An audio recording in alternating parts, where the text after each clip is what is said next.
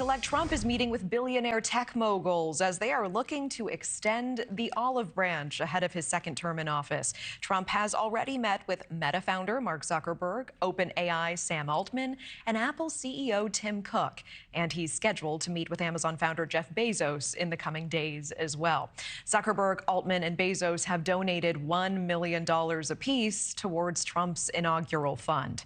The meetings come as another tech company, TikTok, facing an uncertain future after a federal appeals court upheld the mid-January deadline that could see it banned from your phone here in the U.S.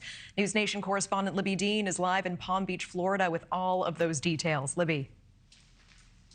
Natasha, tech CEOs are really aiming to smooth over their at times rocky relationship with Trump now that he is president-elect. And this comes as Republicans and Democrats on Capitol Hill are calling to break up big tech companies.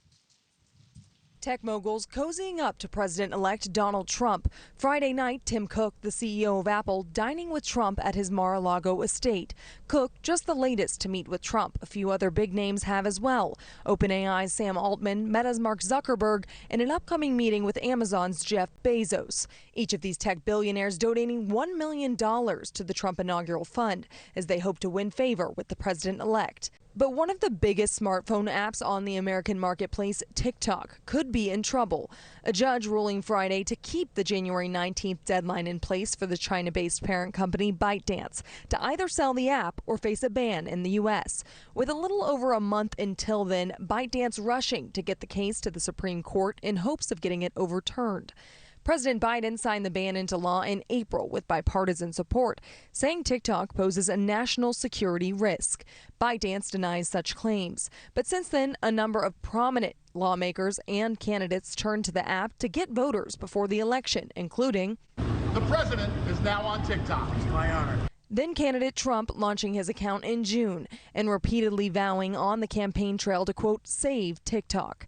A change for Trump, who used an executive order in 2020 to ban the platform, only for it to languish in the courts before being overturned when Joe Biden took office.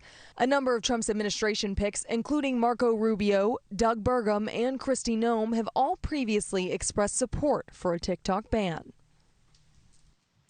And throughout the day today, Trump has been making more administration picks, one of the most noteworthy being former Congressman Devin Nunes, who Trump has tapped to be the chairman of the President's Advisory Intelligence Board there for the president-elect Trump. So that being one of the most noteworthy, but we're continuing to get some, even one just now, Ireland's ambassador. Natasha? Libby Dean with that tonight. Thank you so much. Thanks for watching. Go to joinnn.com to find NewsNation on your screen. And don't forget to click the red subscribe button below to get more of NewsNation's fact-driven, unbiased coverage.